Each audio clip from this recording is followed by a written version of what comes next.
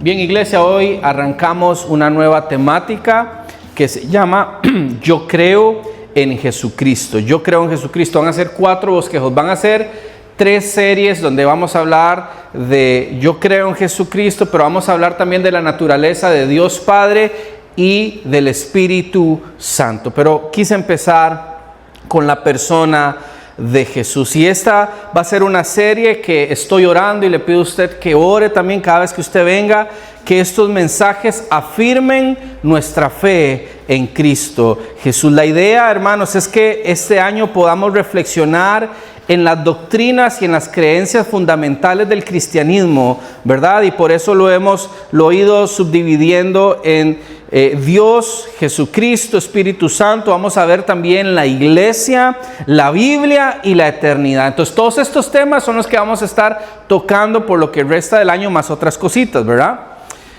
Como método de introducción o manera de introducción, quisiera decir, hermanos, que la iglesia no intenta demostrar la existencia de Dios. La Biblia da por sentada la existencia de Dios, y de la misma manera la Biblia tampoco intenta comprobar la existencia de Jesús.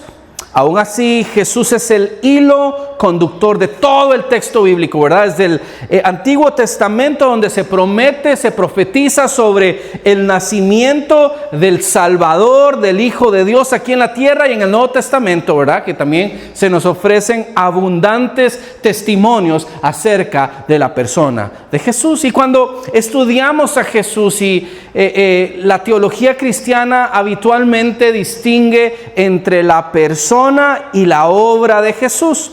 Y esa primera responde a la pregunta: ¿quién es Jesús?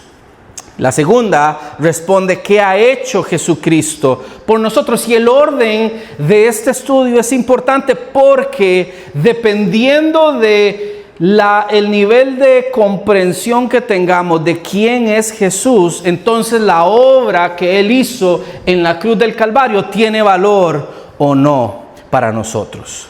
Y hoy meditaremos en 2 preguntas que Jesús hace a sus discípulos sobre su identidad. Y seguramente la más importante de estas fue: ¿y ustedes quién dicen que soy? Y hoy tú y yo debemos responder a esa pregunta. Cada uno debemos hacerlo, porque Jesús no es indiferente a nadie y nadie puede ser indiferente a Él. Y lo que tú piensas acerca de Él determina quién eres y quién serás. ¿Están conmigo? Amén. Vamos al Evangelio de Mateo capítulo 16, por favor, a la altura del verso 13 en adelante.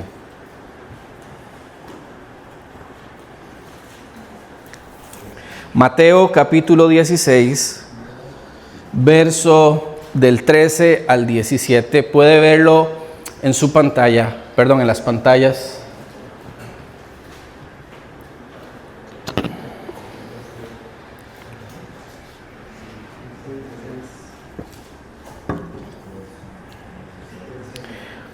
Me permito leer versículo 13, dice: al llegar a la región de Cesarea de Filipo, Jesús preguntó a sus discípulos: ¿quién dice la gente que es el Hijo del Hombre? Ellos dijeron: unos dicen que es Juan el Bautista, otros es Elías, y otros que es Jeremías o alguno de los profetas. Y él les preguntó: ¿y ustedes quién dicen que soy yo? Pedro respondió: tú eres el Cristo, el Hijo del Dios viviente. Entonces Jesús le dijo: bienaventurado eres, Simón, hijo de Jonás, porque no te lo reveló ningún mortal, sino mi Padre que está en los cielos. Permítame dar un poquito de contexto. Cuando Jesús tiene esta conversación con sus discípulos, Él estaba en sus últimos momentos antes de ir a la cruz, pero todavía tenía muchas cosas que enseñarle a sus discípulos. Y era necesario para Él revelar y verificar la comprensión de ellos en cuanto a quiénes entendían ellos que era Jesús. Y en esta conversación hay dos temas que están relacionados. Número uno, ¿verdad? Las preguntas conducen a sus discípulos a reconocer la identidad divina de Jesús y se anuncia la institución de la iglesia que Él vino a establecer. Hoy estudiaremos el primer tema, la identidad de Jesús. Nos vamos a enfocar en eso. ¿Quién es Él? Y luego en la serie nos vamos a enfocar más adelante, dentro de algunos meses, acerca de la iglesia. Pareciera de poca importancia para nosotros el lugar en el que ocurre esta conversación, pero el texto bíblico hace referencia dónde toma este episodio, y quiero que veamos un momento, porque esto no ocurre en Jerusalén, esto ocurre en un lugar que dice la palabra Cesarea de Filipo. Quiero contarles que esta ciudad lleva este nombre porque unos 20 años antes de Cristo, Herodes el Grande construyó un templo de mármol blanco, cuentan los estudiosos, ¿verdad?, en honor a Augusto César. Y más tarde, Felipe, el tetrarca, amplió el templo y embelleció esa ciudad. Para el tiempo de Jesús, esta ciudad al norte del mar de Galilea se había convertido en un centro, se había convertido en una capital de cultos paganos, de santuarios que habían sido construidos para dioses griegos y romanos. Las preguntas determinan hasta qué punto, hermanos, los discípulos están al tanto de la opinión de la gente en cuanto a su identidad, y más tarde hasta qué punto los mismos discípulos habían captado si a ese momento, después de haber caminado casi 3 años con Jesús, ellos realmente entendían la verdadera naturaleza de quien era su maestro. Hermanos, para ser mensajeros eficaces en el reino de Dios es necesario estar en contacto íntimo con la gente a la cual pretendemos servir y compartir el mensaje de salvación, saber qué y cómo piensan acerca de Jesús. Por eso Jesús hace la primera pregunta: ¿quién dice la gente que es el Hijo del Hombre? Versículo 13 y 14. Y la expresión Hijo del Hombre, para poner más fundamento, esa frase Hijo del Hombre la encontramos en el libro de Daniel capítulo 7 versículo 13. Usted puede estudiarlo eso en su casa, pero es la definición más utilizada por Jesús para referirse a sí mismo. ¿Usted sabe qué significa Hijo del Hombre? Bueno, es uno que viene de parte de Dios y recibe autoridad eterna y reino. Cuando Jesús decía, ¿quién dice la gente que es el Hijo del Hombre?, Él está diciendo, porque yo soy el que viene de parte de Dios, que tengo toda la autoridad eterna y todo el reino. Y esta es una pregunta que Jesús hace, que es abierta a la gente. Y no era porque Jesús no tenía autoestima y necesitaba que sus discípulos le pompearan, ¿verdad?, el estado de ánimo porque estaba triste. No. Él no está buscando información, está conduciendo a sus discípulos. Esta conversación, el corazón y el propósito de esta conversación es llevar a sus discípulos a reflexionar sobre la verdadera identidad de Jesús. Y entonces los discípulos empiezan a opinar, ¿verdad? Y unos empiezan a decir, bueno, unos dicen que Juan el Bautista, ¿verdad?, resucitado de la muerte. Recuerden que a Juan el Bautista muere decapitado, ¿verdad? Y sí es cierto, hubo una relación estrecha entre ellos, ¿verdad? Pero también hubo grandes diferencias. Juan el Bautista, Dios lo utiliza para preparar el camino, ¿verdad? Preparó a los hombres para recibir el reino de Dios en su corazón. Pero fue Jesús el que trajo el reino de Dios e inició el reino de Dios con su ministerio, su muerte y su resurrección. Juan el Bautista anunció la venida del reino, pero Jesús fue la puerta por medio de la cual los hombres podían entrar en el reino. Entonces Jesús no era Juan el Bautista. Otros opinaban que el Hijo del Hombre sería Elías. Si usted va al Antiguo Testamento puede leer acerca del profeta Elías, ¿verdad? Elías resucitado, Elías encarnado, según la interpretación literal de una de las profecías que usted puede encontrar en Malaquías capítulo 4, versículo 5. Igual que con Juan el Bautista, de alguna manera sí hay una relación estrecha con Jesús y Elías, pero hay grandes diferencias porque Elías, recuerdan que sacrificó a muchos profetas de Baal en un altar y derramó sangre de muchas personas, pero Jesús vino a derramar su propia sangre en propiciación por nuestros pecados, ¿verdad? Otros opinaban que Jesús era la reaparición del profeta Jeremías.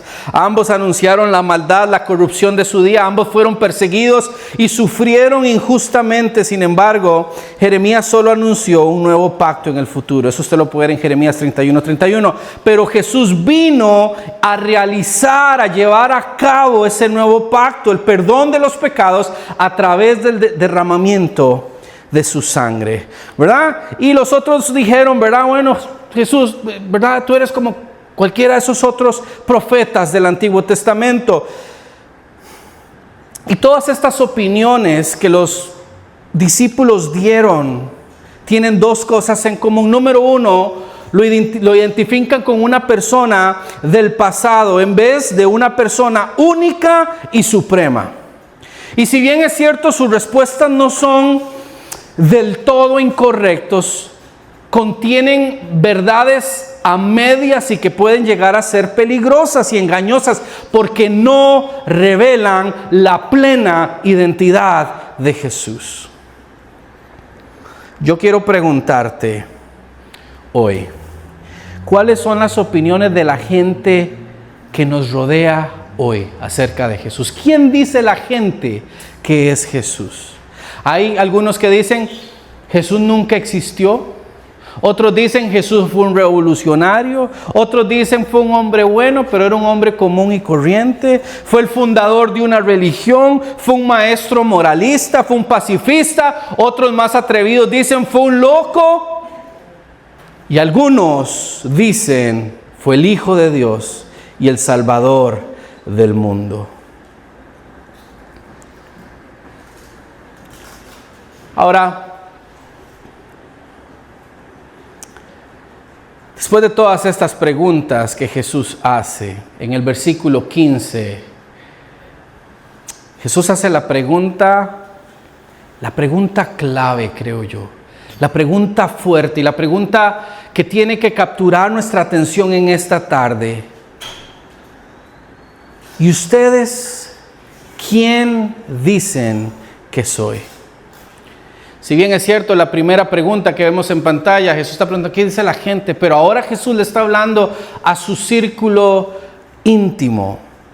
¿Quién dicen ustedes que soy yo? Ya no es que dice la gente, sino tiene que ver con una confesión y una convicción personal. Y es importante saber lo que otros opinan de Jesús, pero el discípulo, escuche esto, el que es discípulo, la mujer que es discípula de Cristo tiene que tener una convicción personal de quién es su Señor. Y dar respuesta a una pregunta como esta requiere que los discípulos se interroguen a sí mismos. Y así como los discípulos tuvieron que analizarse, usted y yo tenemos que analizarnos. ¿Quién es Jesús para mí? ¿Cuál es mi entendimiento de la persona de Jesús? Y Jesús quiere que sus discípulos, ¿verdad?, se interroguen a sí mismos y verbalicen qué comprensión tienen de la identidad de su maestro. Y la respuesta de los discípulos es determinante para llevar la misión, porque si no entendemos quién es Jesús, no vamos a entender qué diantres estamos haciendo aquí.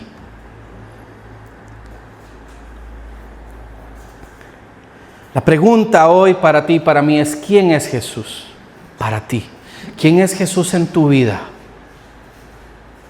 ¿Qué revelación tienes de Cristo?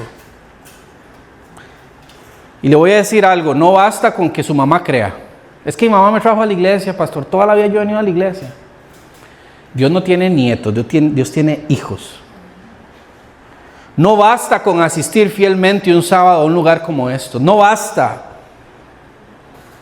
No basta con admirarlo, no. ¿Quién es Jesús para ti? ¿Quién es Jesús para mí? Y Pedro responde: tú eres el Cristo, el Hijo del Dios viviente. No puedo decir que Pedro haya contestado en nombre de todos los discípulos, pero de pronto, cuando uno lee los evangelios, parece que Pedro tal vez era un poquito el vocero del grupo, ¿verdad? Y si usted ve los 4 evangelios, si usted ve Marcos 8:29, Mateo 16:16, Lucas 9:20, se registran las palabras de Mateo con una que otra diferencia verbal, pero con un acuerdo básico.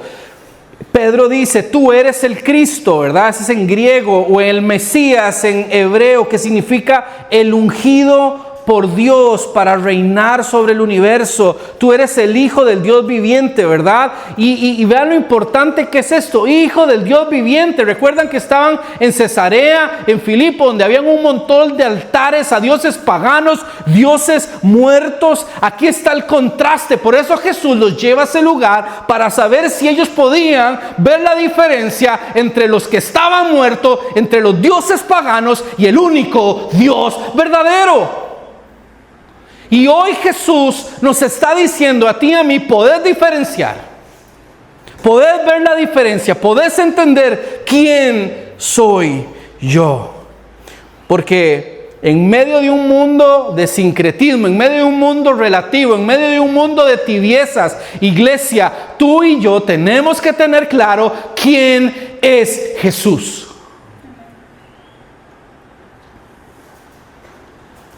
El único Dios que vive eternamente y para siempre. ¿Están conmigo? Y ante la confesión de Pedro, Jesús pronuncia una bendición y una aclaración. Jesús acepta la confesión como correcta. Por eso Jesús le dice a Simón Pedro, le dice: bienaventurado eres, dichoso eres, bendito eres, Simón, hijo de Jonás. Pero Jesús rápido aclara, porque le dice, ¿verdad?, que tu confesión no es una confesión que no llegaste a esa conclusión por un razonamiento humano o una deducción natural. Por eso Jesús le dice a Pedro: porque no te lo dijo, no te lo reveló ningún mortal. La versión tradicional, si usted va a su Biblia y tiene la Reina Valera, dice: no te lo reveló ni carne ni sangre, ¿verdad? Jesús le está diciendo a Pedro: usted solo sabe, no porque alguien se lo vino a contar de chisme, no porque usted lo encontró en Wikipedia, no porque usted se metió a ChatGPT, no porque usted le preguntó a Google. Eres bienaventurado, porque esa revelación viene del cielo, de parte del Padre Celestial. Iglesia, y nadie puede jactarse de algo. Pedro tampoco. Dios lo había favorecido al pronunciar semejante declaración de fe. Conocer a Jesús, hermanos y hermanas, no es solo información. Tiene que haber una revelación de parte de Dios. Nosotros estábamos ciegos, estábamos muertos en nuestros delitos y pecados, pero una vez que usted y yo en Jesús nos encuentra ahí muertos, hechos leña en nuestras maldades, en nuestra podredumbre, Él nos extiende su mano de gracia, de misericordia, quita las vendas y podemos verlo a Él. Éramos ciegos, no podíamos verlo, mas ahora mis ojos te ven.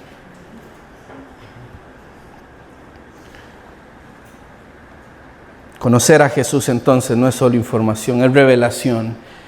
Y esa revelación, ¿sabe qué produce? Transformación. Usted y yo necesitamos ser transformados. Si usted conoce a Jesús, si usted ha conocido a Jesús, usted no puede ser igual. Usted no puede caminar igual. Usted no puede andar hablando igual. Algo tiene que cambiar en nosotros porque lo hemos conocido.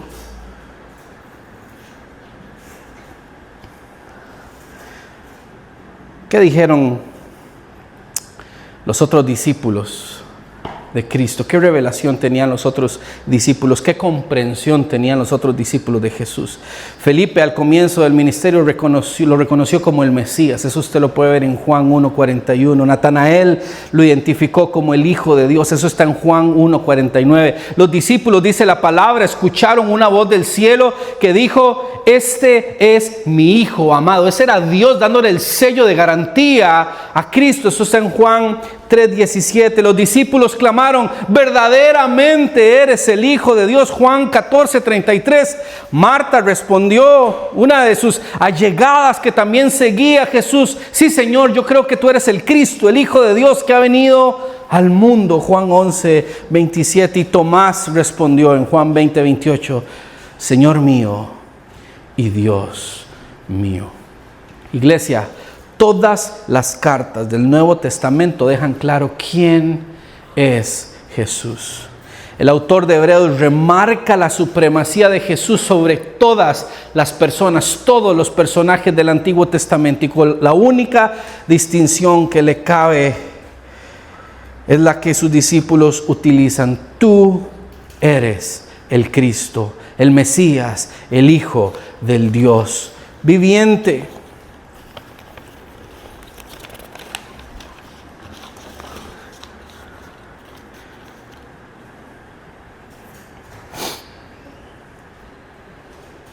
La pregunta, la última pregunta en esta tarde es: ¿qué dices tú? ¿Qué dicen ustedes, muchachos? ¿Qué dices tú? No es lo mismo conocer el nombre del doctor que confiar nuestra vida al doctor. Usted tiene una cita, pues usted tiene una cirugía, y usted va a la caja y lo atiende. Usted le dan el nombre del doctor, pero no es lo mismo conocer el nombre que conocer al doctor y confiar su vida al doctor, porque cuando usted está en esa mesa uno no vale ni un 5. Lo que los médicos, los cirujanos hagan, ya uno queda. No es lo mismo que yo a usted le enseñe una foto de una persona famosa y usted pueda distinguir: ah, sí, este es este actor, esta actriz, este cantante, este pintor famoso. Pero usted no le conoce, yo no le conozco, lo que sé es su nombre nada más. Usted puede hablar de Jesús, usted puede oír de Jesús, pero no conocerlo realmente. Mi pregunta es: ¿qué dices tú? No basta con decir que Jesús es importante. La pregunta ¿es Jesús el Señor de mi vida? ¿Realmente Él mora en mi corazón? ¿Él gobierna en mi vida? Hoy el llamado para cada uno de nosotros es no a tener una buena opinión de Jesús. Iglesia, eso no es suficiente. Hoy Jesús te pregunta: ¿y tú? ¿Quién dices que soy? Hoy es el día de confesarlo a Él como el Cristo, el Hijo del Dios viviente. Si tú crees que Jesús es el Cristo e Hijo del Dios viviente, ven a Él con arrepentimiento y con fe. Ríndete a Él, dale a Él tu vida, tus pecados, tus cargas, entrégalas a los pies de Cristo. Si Jesús es el Rey, entonces alguien tiene que bajarse del trono. Si usted dice que Él es el Rey, si usted canta que Él es el Rey, si yo declaro que Él es el Rey, alguien tiene que bajarse del trono. Porque si Él es el Rey, eso quiere decir que yo no puedo seguir mandando. Si usted dice que Él es el Rey de su vida, póngase de acuerdo, porque a veces parece que el que manda es usted. Si usted dice que Él es el que gobierna su vida, póngase de acuerdo, porque a veces parece ser que el que gobierna es Warner. Aquí cantamos: Él es el Rey, pero ¿el Rey de a dónde?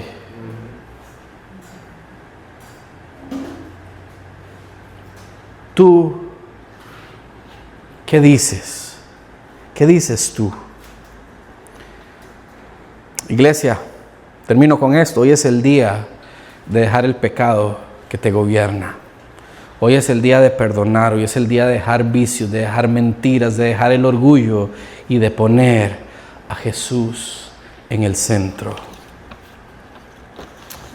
Tal vez de pronto usted vino a este lugar y dice, pastor, todo eso suena muy bien, pero estoy tan confundido, tan confundida, tengo la vida hecho un colocho. Yo entiendo eso. Quiero invitarte a que hagas una oración sincera.